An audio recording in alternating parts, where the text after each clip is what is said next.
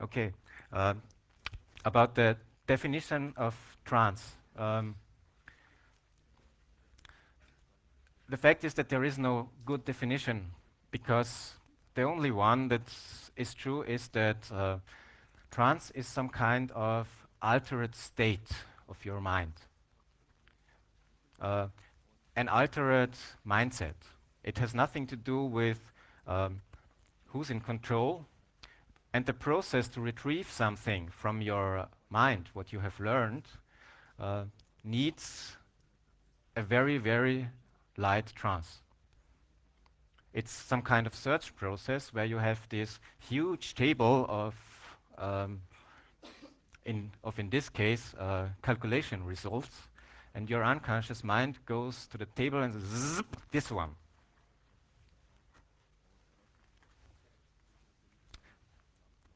For this process, it's needed that the human brain switches into another sort of state for a very, very short of time. This is the time where you are thinking.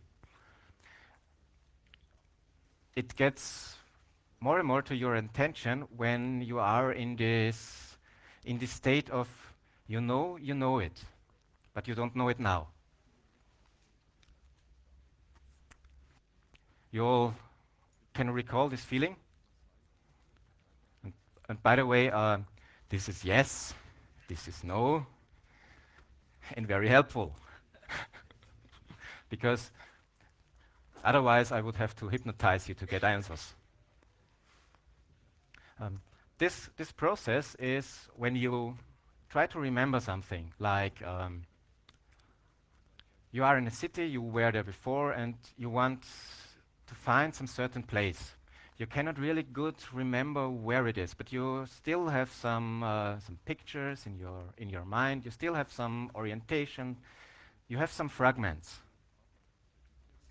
and the best way is when you are there and you have this feeling of I know that I know about the place. I know which way to go, but I cannot recall it now. And in most cases, you're just doing something different, and in 15, 20, 30 minutes, it will pop up. Oh, yes. Sounds this familiar to anyone? Yes? Some questions? What really happens there is that your mind and your subconscious goes in some kind of co-processor mode. It's still working. You are not recognizing it, but it's still working. It's going through all your memories and trying to fumble things together and trying to get a picture out of it. And once it has a picture, and once your subconscious thinks, okay, this picture is good enough, it pops up, and you say, oh, yes, of course. And don't know about you, but to me it's even much more fun because sometimes I know, okay, that's it, but I forgot to note it. And 5 minutes later, I try to recall it and ugh, gone again. Shit. So another half of an hour until pops up again because it's there. It just needs to be searched and reassembled. What I want you to show with this is that there is no really good definition about what is trance because there are so many. Altering this state is also very normal. You do it for your normal life, just to deal with the different situations. Just going up to him and wanting him to stand up, for me, needs that I have to alter my state. Yes? Speed. Um, speed in terms of time distortion, which means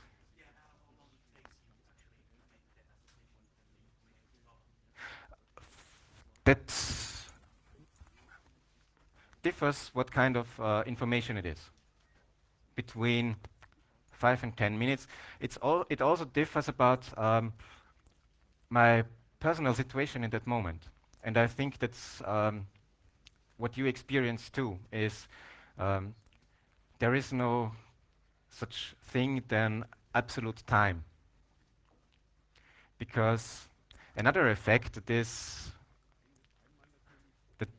very bound, that is bound very closely to trance experience is time distortion.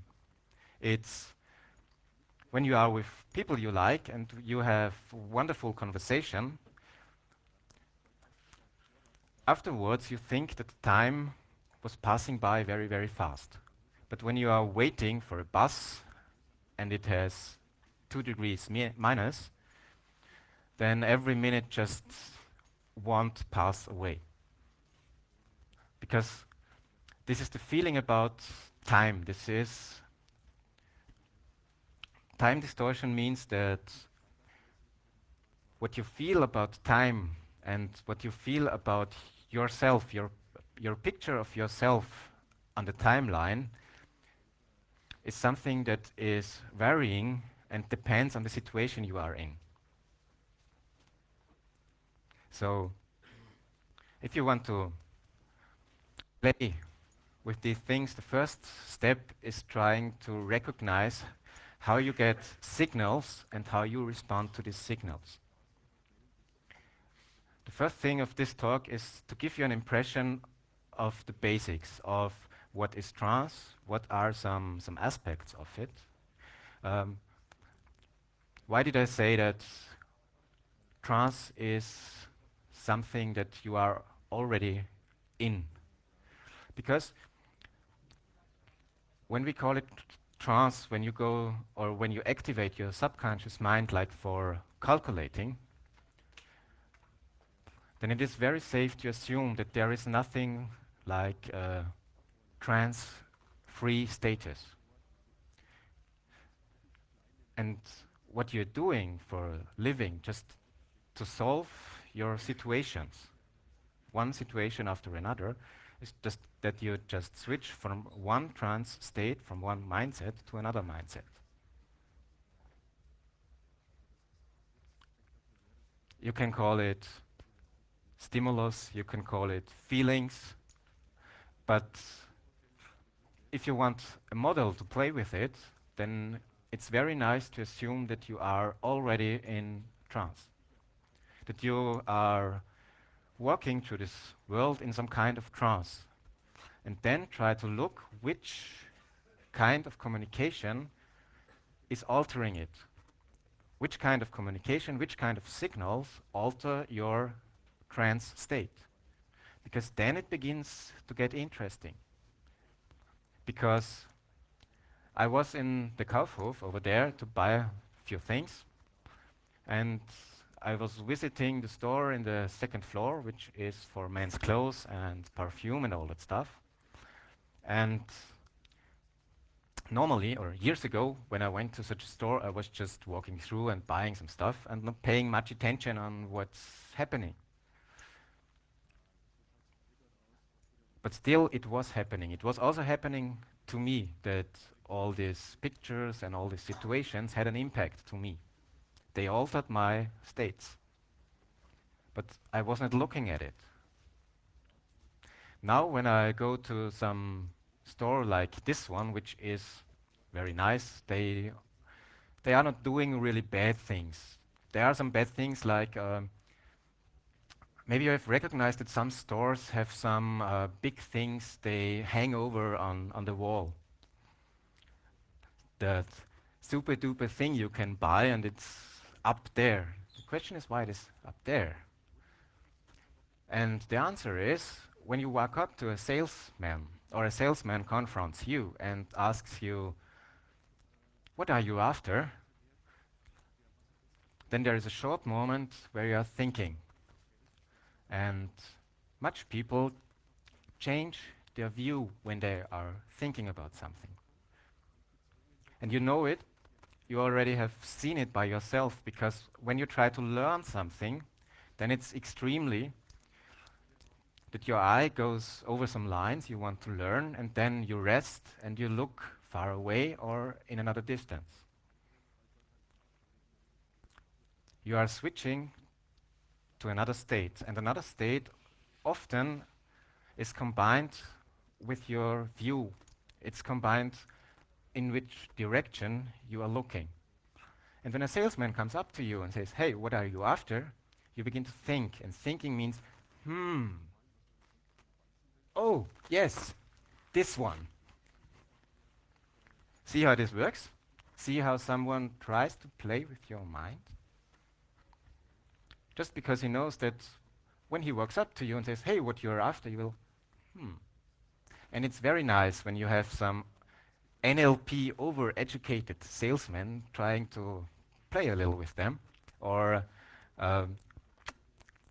we in Austria call them Mapplings. Mapplings are nice little girls standing on the street with a map. They come over to you and say, hey, my name is Britta, how's your name? Smile. Standing there, hold, stop. And I'm not here to sell you anything. But of course, you have to write your name and something, and they will tell you stories about animals or anything. And you just have to subscribe such subscriptions for giving them money for Greenpeace or anything. And what they had is they had an intense NLP training. What they in fact do is they walk over to you and they just give you one NLP induction after the other, just stacking in. It's nice to play with them because, as an example, they are trained to pace you. Pacing means mirroring, just being a little bit more than you, because then you feel more comfortable and then her arguments can fit in more slightly. So if you want to have fun with them, experiment with them. If she comes over and starts talking, you talk to her too. Then, because she's trained, she will see it. You will maybe just put your white on one foot. A little bit more, a little bit more. Yes. Who can do more? She's trained to do that. And if you do it slowly, very, very slowly, you can do craziest things with these people because they are trained to it and they fall into it. Because the weird thing about this subliminal communication is that it works best if both are in the same state. Because this kind of communication is just an invitation. It's an invitation for another person to join my state. And pacing directly means, hey, we are so similar. You can feel well with me. And if you do it slowly, you end up with little girls staying this way.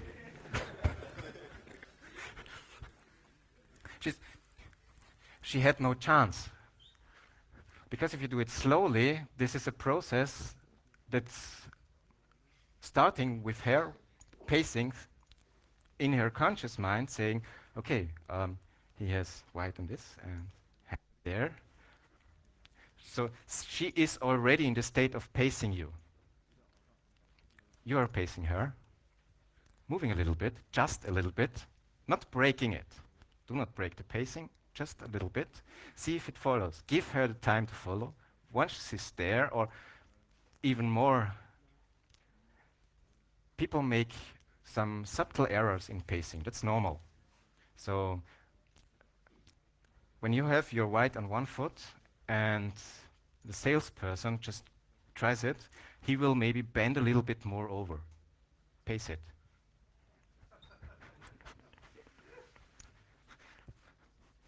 I see on your reaction that you know where this leads to. It goes vice versa. It's bouncing up. This is having fun with, yes? I have a question. And when she mirrors me or paces me, and I pace her back, does she pace me consciously or unconsciously? Depends on. They are trained to do it consciously, just to look at it.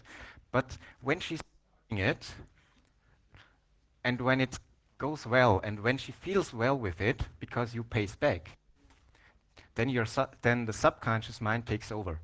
Yeah, then we have rapport and then she pays me naturally and that. Yes. Okay, thanks. The point where this happens is depending on what kind of person, what kind of personality. Um, it's i- it's very funny when you have an NLP trained uh, car salesman, and you look at him and you think, I love this person. I really love him.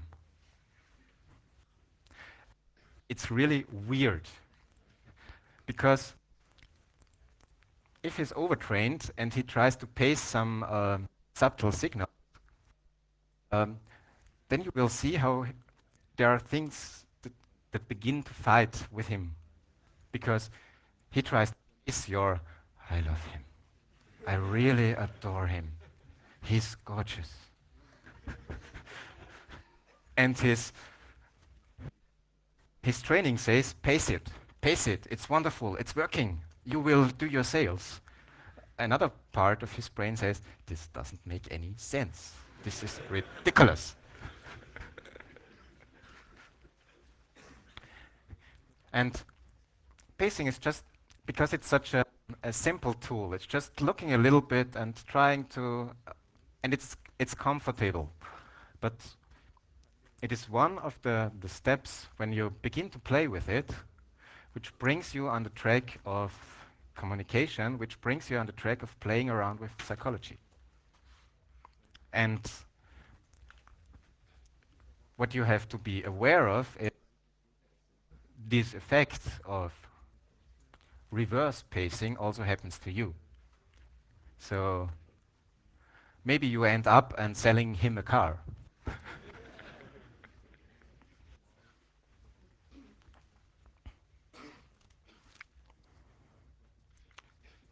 So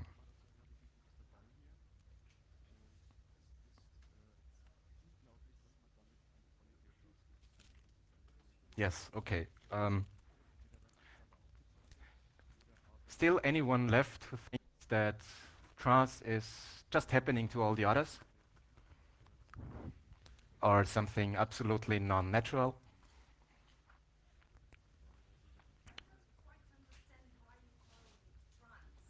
Um, because I don't have a really good other word for it.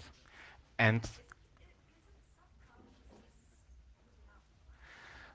um, not really, because what I'm really talking about is some kind of mixture.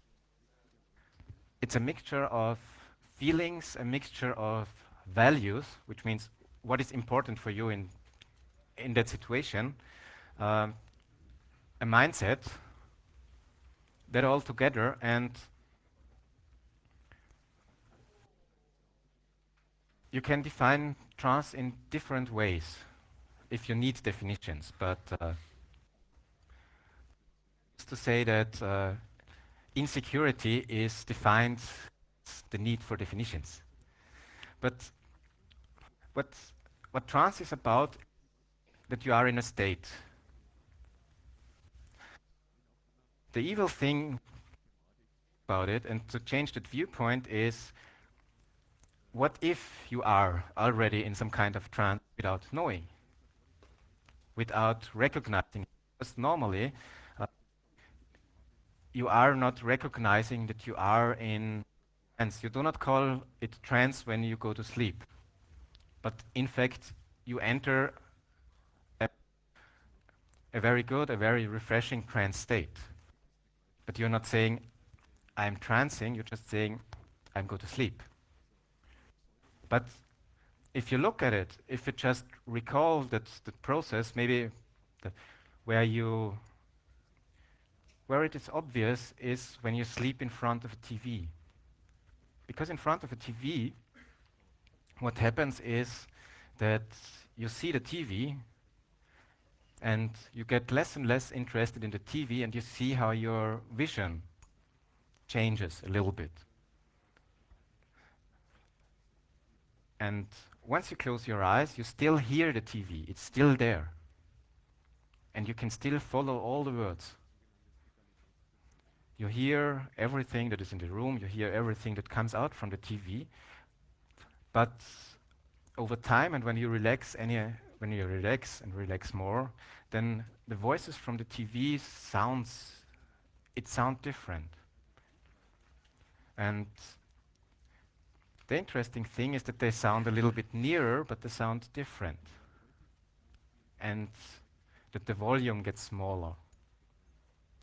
And that, in fact, is the point where you're sliding into trance. That are classical symptoms of deep trance, when your vision changes, when sound experience changes, and that's just normal sleeping. You are just relaxing and sleeping. And living or problem solving is just another form of state. If you're awake, you just change your state. So if we say that trance is some kind of changed state, it's not easy to tell which kind of state is now not trance. Yes, that was my problem. Yeah, that is an overall problem. It has to do with some constructs in the human mind, where you think that you are completely free to do everything, and where you do not recognize your unconscious mind. That's why it's called unconscious mind. And there is a deep sense in it. This not recognizing it has a biological function. It is a function that is good for us living. And it's not possible to reverse it. You cannot say, I just want to learn everything about it and then doing it with my rational mind. There are two things you have to know. First thing is that your unconscious mind does a lot of work. And I mean really a lot. What you can do is with some tools like NLP, which is one of these nice things because it's very simple, you can try to grab your hand on some details, pull them out of your unconscious mind and say, okay, I'm now doing this small part with my conscious mind. The problem within is when you are communicating with people is that the human brain is trained to see it. The unconscious mind of every human is trained to see this fake. So once you go over some sort of line, you will be untrusted automatically by the other person. That is one. The second one is that you do not have the capacity because your conscious mind then has to do all the work that normally is working in the conscious, in the subconscious mind, and it's like multiplying, like trying to get 4 times 6. If you do not switch into your unconscious mind, if you do not let go it in your unconscious mind, you have to do the work manually, which is much more work because it's not designed to do it. So you need your trance states every time. Another example would be the concept of flow, which is kind of. Do you want to explain it, or? Just what kind of flow? Because Like you can be on your laptop and hacking for hours, or doing in a very concentrated manner, which also is some kind of trance, but you are less conscious at doing it when you are in that state. yes, of course. It can be much more effective than trying hard to use the to trying hard to analyze rationally what to do next when What- hacking. What he said is that one example for this state is computer hacking. When you are really into computer hacking at this moment, And you can really hear it just from the sentence. I am now into computer hacking. I am in this. I have altered my state. It's the same like computer gaming. And you all know that time flies by if you are gaming on the computer or hacking. Hello. This is a signal. If you're awake from computer hacking or computer gaming, and I think, 6 hours? I can't believe it. Greetings from your trance. You are switching into this mode to do it more effectively. It's not control. Trance has nothing to do with losing control. It's just doing things more effective. What was this your? Yes. Yeah. And I want to make a suggestion. In German, do you feel, do you think you could make a demonstration of a therapeutic use of NLP? Yes, of course. Okay. You to do something that is more therapeutical use P. Would you? Because I have something in mind, and then people in German could see it in a more practical use. We could do it in English also. If you have an practical idea and someone who wants to experience it. Right. But I think if I would do it, I mean, if I, as the client,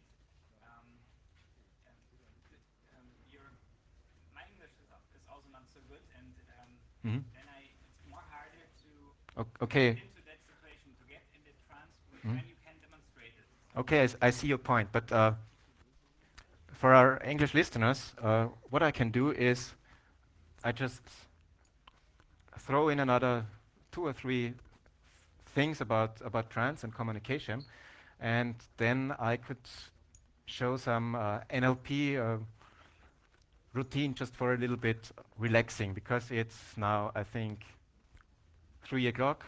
Most people came in here from their lunch, and it's wonderful to relax a little bit when you have something in your stomach. And we'll see a little bit about what you can do with NLP for yourself, and it's a nice tool. And after that, we could do something over there in a room or as a. Yes, a question? Sorry? I will repeat it. Well, it would facilitate things. It would have the mind. So there must be one. Yeah, there is one on the way.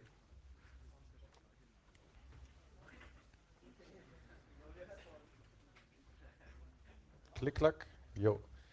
Uh, I just remembered the book I read about a monk who was studying medicine in ancient Tibet, and they had these very advanced memo techniques.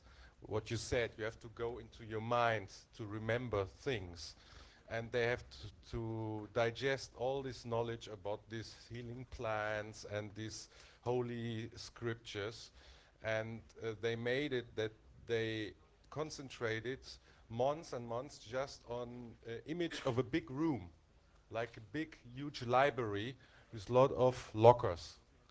Mhm. So, and when he learned something, he just made kind of a picture of this document or the things he had to learn it, and put it in one of these lockers. Yes, that's very effective. And this, so they could manage this vast knowledge, because they do not have to know all this in the conscious, but they could go to this image room, into this virtual room, and just put it out the lockers. They just had to know where it's stored. That's very effective. Lockers or a wall of lockers is maybe not so effective, but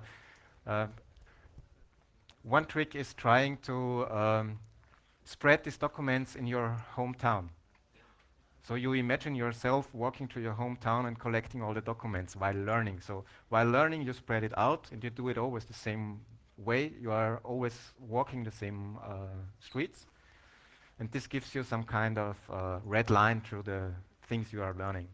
And recalling something that you have associate it with a place can be helpful, but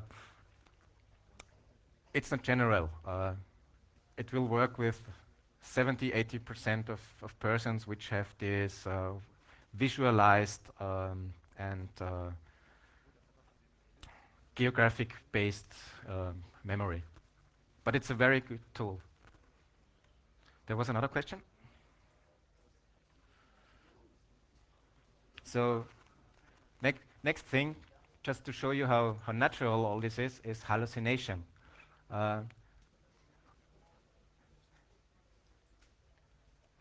Do you have experience in hallucination?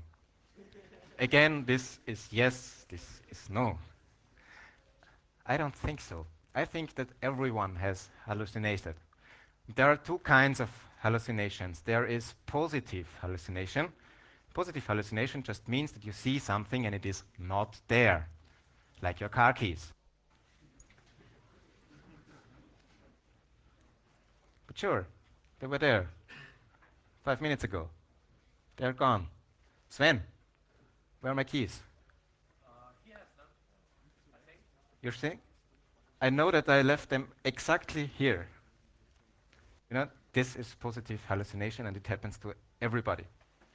It's just a normal function. Like negative hallucination. Where negative hallucination is when you cannot see something that already is there, like your car keys. So what I'm talking about is very natural. The thing is to look at the details, at very small details, and just to put your attention on these details, just to walk a street, look at the commercials, and just put attention to how this commercial works on you. Because it will work. It's there to work. And the interesting aspect on commercials is that they are nice communication and everyone thinks that they are working. But not on me, just on all the others. And I really can see how all the others run away and buy stuff. I would never do that because I am rational. Oh yes. If you pay attention to this system, to how it works, then you get your first entry behind the curtain. And it is like Alice in Wonderland. Once you go behind the white rabbit, you find yourself more and more in situations where I think, I do not understand this. And this is where a hacker mind pops in and says, there is something I cannot understand. This makes no sense in my universe. And there are then two ways. The first way is to say, okay, there is something that makes no sense. I've seen it. Okay. The second one is, hey, there is something that makes no sense. Interesting. Let's have a look at it. This is a way that brings you more and more into psychology, more and more into also games like social hacking. Because social hacking just means to prepare situations or just improve your communication skills. I had, while I was improving my image about this lecture, I had this TV screen on the side and there was a lecture about cryptography, and they said that government persons are not listening to them when they try to convince them. I was in the European Parliament because of software patents, and we did not only win because of our arguments. We also won because of the way how we presented the arguments and how we communicated. And what you have to know is that 90% of communication is below your rational level. It's in the unconscious mind. And that's interesting. 90% of the content that comes out of communication is below your radar. That's how you feel. That's when you go out and you say, don't know. Oh, when you go out and say, hey, interesting. That's not just because of the facts. That's also the part of the communication. It's not as hard in a lecture, because in a lecture there is a content. But when you're just talking to people, when I'm talking to Sven and we have a beer, then there is sometimes not very much content. But we feel well. Sven, come on. You know what I mean. We two having fun. 3 beers. Oh, that. Oh, oh yes, that state. But you know what I mean. 90% of communication between humans is below that radar, and it has to be this way. There's a sense in it. And when you walk the line of psychology a little bit, you will see why it makes sense. This I'm doing here is just an invitation. I cannot give you very much, because the thing on this kind of experiences is that you have to do it yourself. That is, with all individual experiences, or the nice thing on it, because it's both. It's a problem because I cannot tell you. But the nice thing is you can do it yourself. It's easy. You just have to, after this talk, go around and pay attention on small things. There will be a lot of fake things, there will be a lot of false things, but it's like learning to stand. When a little child learns to stand up, the first thing is that, oh, this is interesting, but it's up there. So what can I do? Then it looks around and says, oh, interesting, standing. What an interesting concept. Well, it's the subconscious mind saying, that's interesting, I want this. And then it's just trying. As long as it gets up to this little shiny thing. And it's the same thing with your subconscious mind and with the blocking mechanism of your subconscious mind to your conscious mind. There is no formula, there is nothing to learn rationally, it's just a little bit of trying. It's just paying a little bit more attention and asking yourself, oh, nice, this was working. And after all, to give you an example, how many minutes left? 5? More or less? 6. Wonderful. As said, just a little relaxation. Who of you already was in some kind of hypnotic seminar or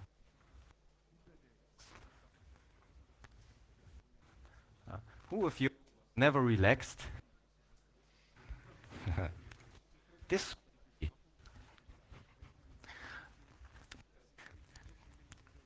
in fact, nothing much.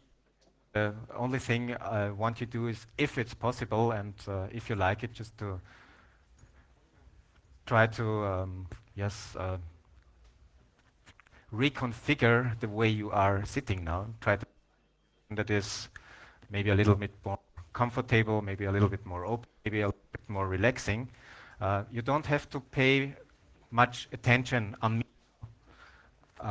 It's better to pay much more attention on yourself now and on the way you are sitting and that it's comfortable. Maybe the hands on your legs, something that remembers a little bit on sleeping. But this will not be a hypnosis. I will not send you to trance or sleep. It's just a mind experiment. And that's why I now say I want you to close your eyes. Just relax a little bit and listen to your breathing. Just breathe in and out.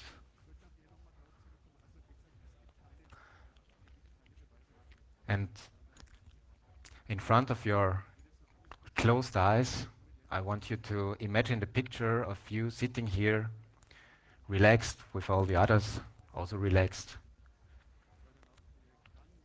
And then just draw a line from the upper left corner to the down right corner, straight to this picture. And imagine that you take this picture on these edges and that you just move it a little bit away. And while you move it away, you can maybe feel that the relaxation gets a little bit more. Then, always then, a phone rings. But it's okay.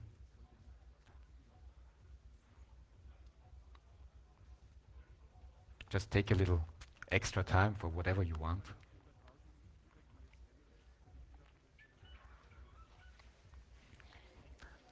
Like shutting off your mobile phone.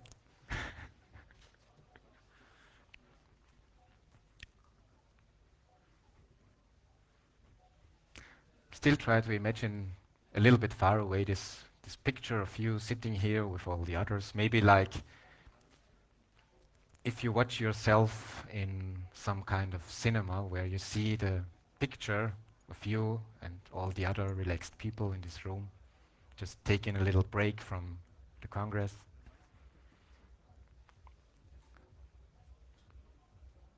Remember this line that goes through the picture from one edge to the other edge, and try to imagine how you grab the picture with your hands on this edge. Then try to fold this picture like you fold a sheet of paper.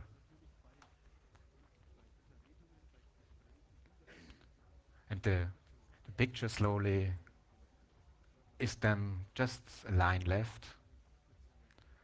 And when it is just a line left, then just let it go and let it disappear in front of you in some kind of far point, far in front of your vision.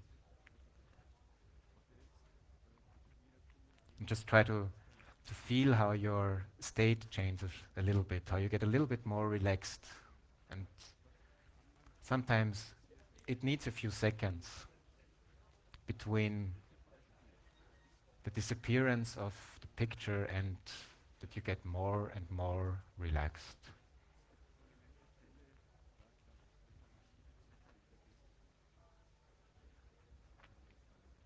Then just take your time, and if it feels okay, and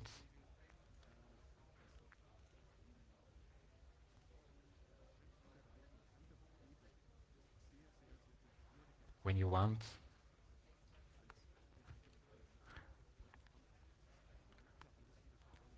then just open your eyes and get slowly back. Keep a little bit of that relaxation, because it is your relaxation. And you will maybe also experience some kind of freshness.